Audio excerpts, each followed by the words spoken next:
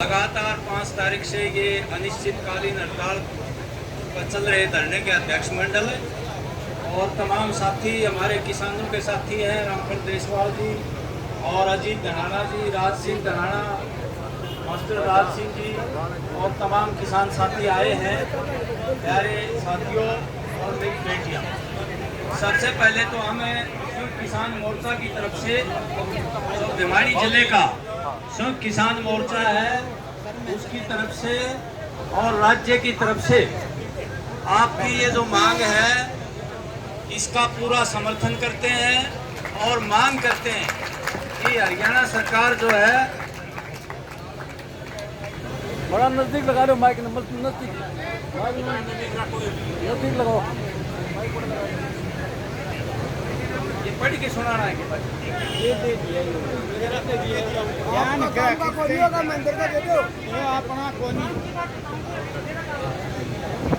साथियों, ये जो मांग है काफी दिन से कर्मचारी लगातार मांग करते आ रहे हैं। लगातार महंगाई बढ़ रही है और लगातार महंगाई बढ़ने के कारण ये वेतन काफी कम है, इसलिए 19,900 से लेकर 35,400 की ये मांग है। और पिछली सरकार ने भी बताते हैं भाई मंत्रिमंडल में पास कर दी थी, वो लागू नहीं किया उन्होंने।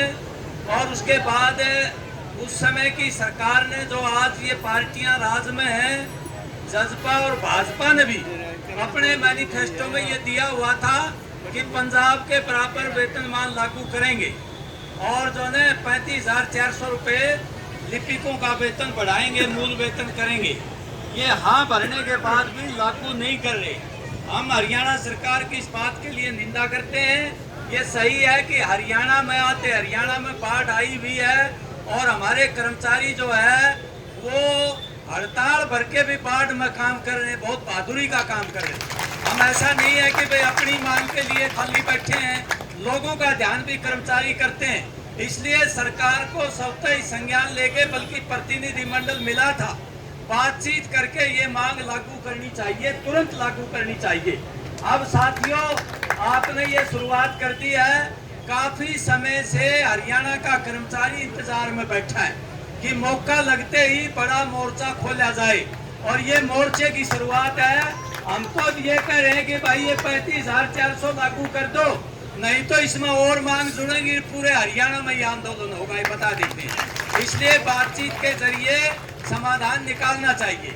हम तो 93 की हड़ताल की आपको बता सकते हैं, ज्यादा समय नहीं लेंगे क्योंकि और भी साथी हमारे बैठे हैं। 93 में मैं तो बैंक कर्मचारी था, हरियाणा में बहुत बड़ी हड़ताल हुई थी।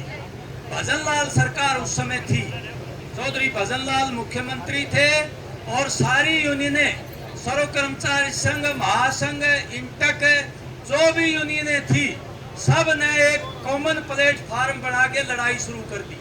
1 लाख से ऊपर कर्मचारी टर्मिनेट कर दिए थे, 1.5 लाख कर्मचारी जेलों में थे। और इत्तेफाक से एक दिन यहाँ का जो एसपी महोदय था वो जुलूस नहीं निकालने दे रहे था कर्मचारियों। उस समय ये हरियाणा विकास पार्टी के 2 एमएलए थे यहाँ भिवानी में, एक एक्स एमएलए हीरानंद आर्य हुआ करते, चौधरी बलबीर सिंह गरेवाल हुआ करते और 2 छत्र सिंह चौहान और बाबूराम भजन।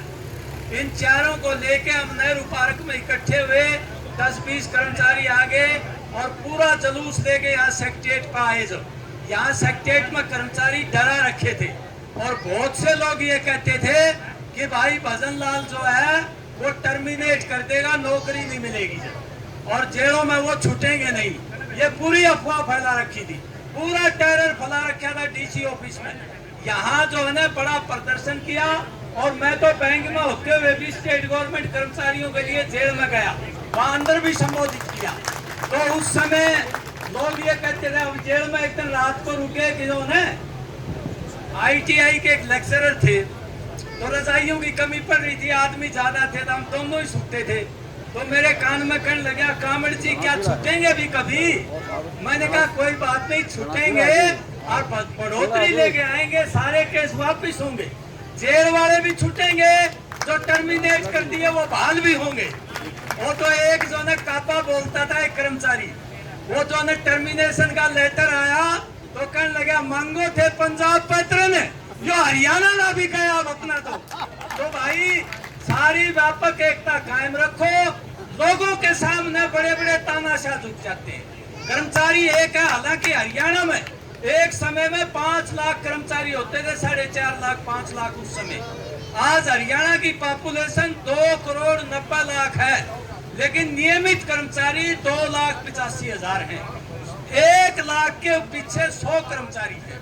आप अंदाजा लगा लो, पॉपुलेशन बढ़ती गई, लोगों की मांग बढ़ती गई, जरूरतें बढ़ती गई, सरकार महकमों को सिकोड़ती गई, रोजगार को कम करती गई। आज भी 2 लाख पद खाली पड़े हैं, सरकार भर नहीं रही। अभी कुछ ढकोसला कर रही है, चुनाव आ रहा है, रोज बयान आ जाता है 65,000 कर्मचारी भर्ती करेंगे, 65,000 कर्मचारी भर्ती करेंगे।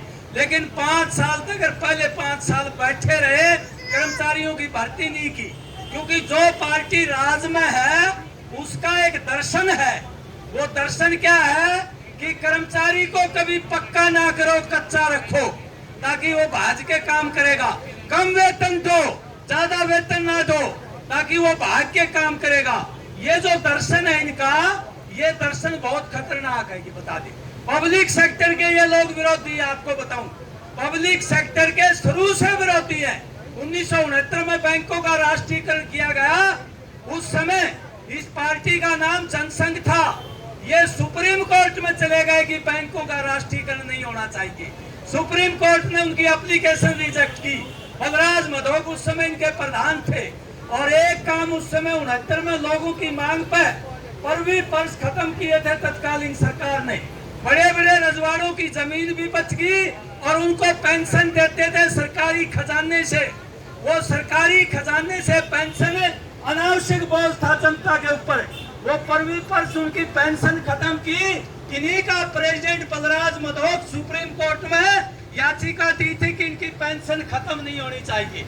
ये राजे रजवाड़ों की बड़े पूंजीपतियों के लोग हैं। ये मजदूर को, कर्मचारी को, आम जनता को कुछ समझते नहीं। लेकिन अब इनको पता लग गया कि सत्ता में रहना है तो लोगों की मांग माननी पड़ेगी, किसानों की भी माननी पड़ेगी, कर्मचारियों की भी माननी पड़ेगी, मजदूरों की भी माननी पड़ेगी। नहीं तो वोट नहीं देंगे ये लोग, तुम्हें सत्ता से हटा देंगे। पूंजीपतियों का मीडिया, पूंजीपतियों का पैसा तो तुम इस्तेमाल कर सकते हो क्योंकि उनको जरूरत है तुम्हारी, लेकिन वोट कहां से लोगे ये हम देखेंगे तुम्हें। इसलिए ये कहना चाहते हैं कि अगर तुमने सत्ता में रहना है तो कर्मचारियों की मांगे माननी होंगी, आम जनता की मांगे माननी होगी, उनके हक की नीतियां लागू करनी होंगी, और बड़ी पूंजी की लूट पर अंकुश लगाना पड़ेगा। लेकिन साथियों ऐसा नहीं कर रहे। ये अभी बीमा विधेयक ला रहे हैं इस सेशन में, तमाम प्राइवेट कर रहे हैं। LIC जिसने 5 वर्षीय योजनाओं में लाखों करोड़ रुपए लोगों की कमाई का हिस्सा बजट में दिया था, अब वो जो है पूंजीपतियों को लुटवाने के लिए स्वास्थ्य और जीवन बीमा में ये नई कंपनियां ला रहे हैं। अभी नई कंपनियों का अनुभव तो पता है अपने को। BSL लोगों का पैसा मार के भाग गई। कितनी कंपनियां, चिट फंड कंपनियां लोगों का पैसा मार के भाग गई।